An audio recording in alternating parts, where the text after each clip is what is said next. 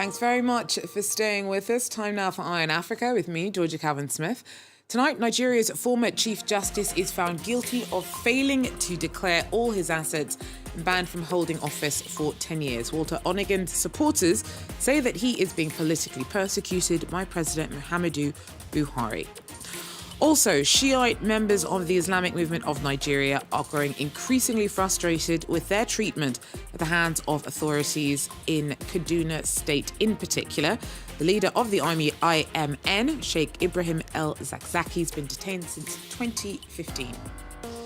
And we head to a forum in Abidjan aimed at helping and honouring female entrepreneurship.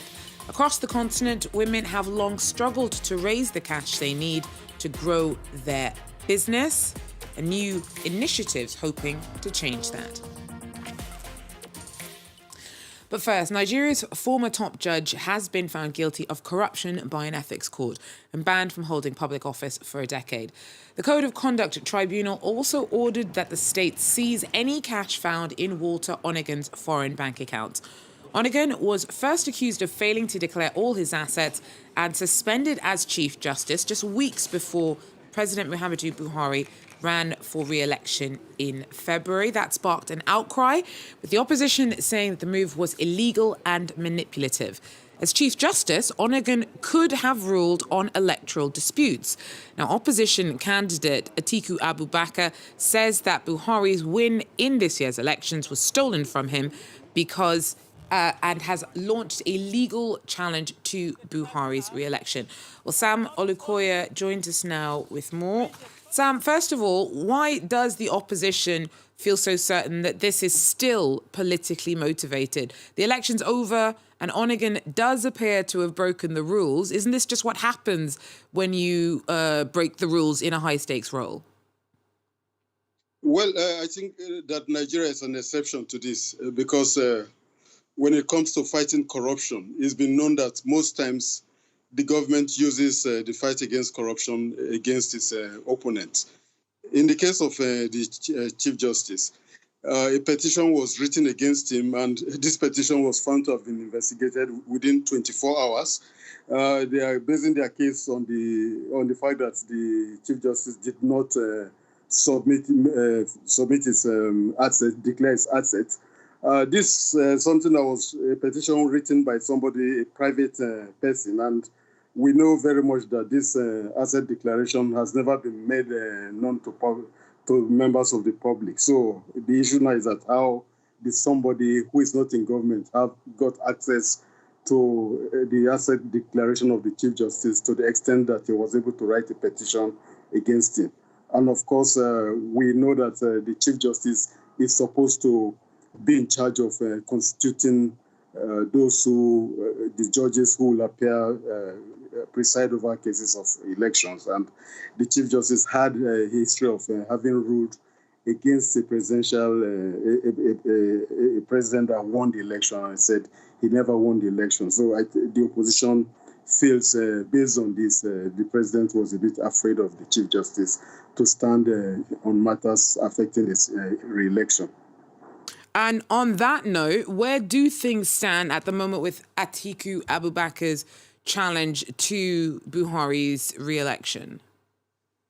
Well, Atiku Abubakar, who was a runner-up in the election, has gone to court to challenge the election. He said he won the election by as many as 1.6 million votes, which the ruling party is disputing. And the latest is that Atiku, he said he got these figures from the server of the electoral body, and the electoral body said that is not true. And he is now inviting people from Microsoft, IBM, and Oracle, who he said will prove that these materials came from the server of the electoral body.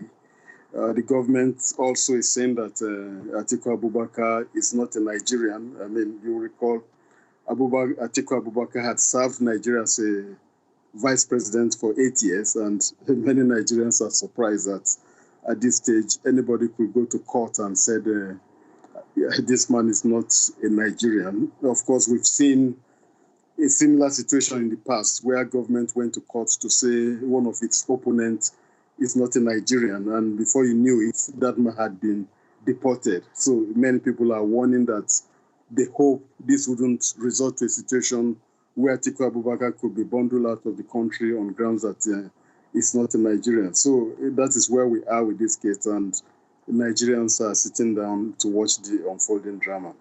Thanks very much. Samuel Okoye there for us in Nigeria.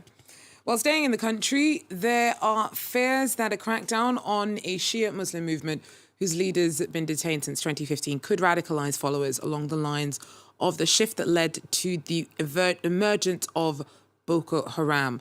The head of the Islamic movement of Nigeria, Sheikh Ibrahim El-Zakzaky, has been indefinitely adjourned. Now, he's been accused of acts of terror and culpable homicide, but members of the IMN say that is all being cooked up and that they are being persecuted across Kaduna State. Our correspondents report. This nurse is a member of the Islamic movement of Nigeria and works in the suburbs of Kaduna. He's checking up on Mariama. The mother of 3 is recovering from a foot injury. Last October, she was shot in the ankle. We've always faced such hatred in Nigeria. People will hate you, even the government, because of what you believe in, because of your faith. Even if this type of hostility is worrying, I think they'll end up tiring themselves out and stop trying to come between us and our faith. Sheikh Ibrahim El-Zakzaky, the spiritual guide of the Islamic movement of Nigeria, has been in detention since 2015. IMN centres and schools have been torn down, and members of the Shia organisation complain of state-sanctioned persecution and violation of their human rights. Authorities accuse the IMN of violence, and the sect is banned in Kaduna State. Leaders of the group say it's no threat. We don't have weapons. We don't have weapons, and it is not our intention to take weapons. It is not our intention. We are calling people to religion. How can somebody who is calling people to religion will take arm? At the headquarters of the Armed Forces General Staff, the Islamic movement of Nigeria is a cause for concern. It's listed as a religious group and is being closely watched. The army is uncomfortable with the power wielded by the IMN leaders and believes the Shia movement is above the law. They look at their leader, El-Zakzaky, as a president, and within their ranks they have governors, they have chairmen, they have councillors. So maybe what they are doing is to show that they don't have any regard for Nigerian states. Members of the Shia movement want Sheikh Ibrahim El-Zakzaky released so he can realise their dream of turning Nigeria into an Islamic republic. The results from the polls during the presidential elections in February showed heavy marks of religious affiliations across the country, divided by the Muslim North and Christian South. The remains of 7 soldiers have been exhumed in Gambia as part of investigations into human rights abuses committed during Yahya Jammeh's 22 years in power. The men had taken part in an attempt to overthrow the dictator in 1994. About 24 troops were executed following that move against Jammeh. He's in exile in Equatorial Guinea after having lost elections to Adama Barrow in December 2016 and subsequently having to be forced out of office. In DR Congo, at least 13 people have died and 142 are still missing after a boat went down on Lake Kivu earlier this week. It's not clear what caused it to go down, but deadly boat accidents happen a lot in the country, and overcrowding is often a cause. Well, this week, Abidjan hosted the first regional Wi-Fi summit. It's part of a global push to help female entrepreneurs get loans and financing. Even Ivanka Trump, the daughter of President Donald Trump, attended the Forum on Female Economic Empowerment while she was still on a trip to the continent. The push has got the backing of the World Bank, Islamic Development Bank and African Development Bank, amongst others. Our correspondents were also there. They sent us this report. Patricia Yao is a serial entrepreneur. She's launched 3 startups and counting. Among them is QuickCash, a money transfer system aimed at people in rural areas. We've got 3 businesses operating out of the same location. This is the open plan area where all the different employees are. Each one is working on a specific task. She manages a team of 20 staff and has created indirect employment for a further 1,500 across 4 countries. It's a success story for now, but it's been far from plain sailing. It's taken 2 decades, during which she's never once been able to get a bank loan. I was talking about financial projections, how much money I'd need to borrow. His response was that a woman didn't need that much money. What was I going to do with it?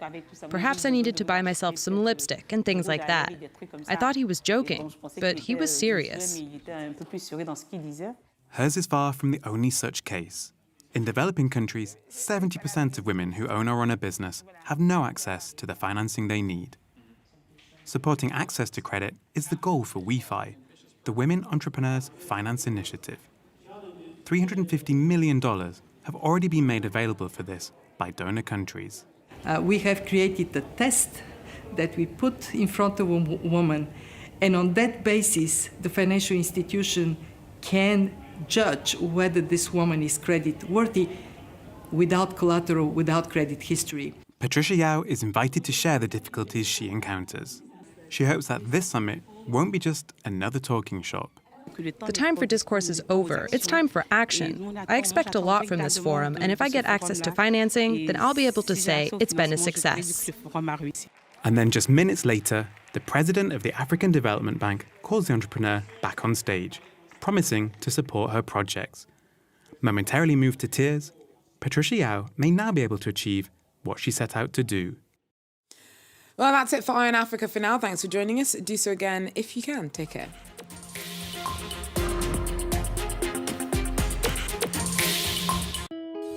Sur France 24, la nuit, on est très fiers d'accompagner les Amériques dans leurs soirées, de voir l'Asie se réveiller, et on est là jusqu'à ce que Paris s'éveille. France 24 es más que solo noticias. Es libertad, igualdad y actualidad.